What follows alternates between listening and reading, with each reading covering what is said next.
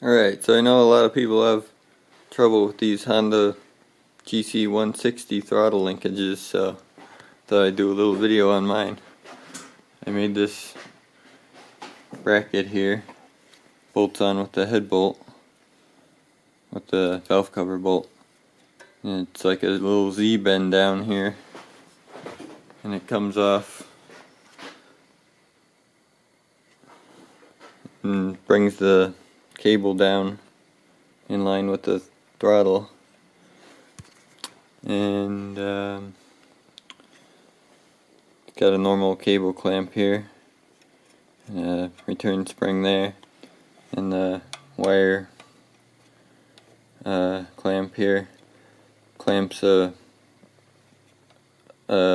solid metal linkage to go into the throttle hole there. And this spring is just for a return spring on the governor, so the governor doesn't work anymore. So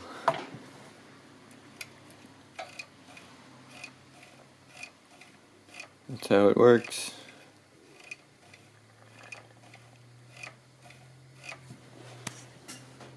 So I made this little bend around here to help support it.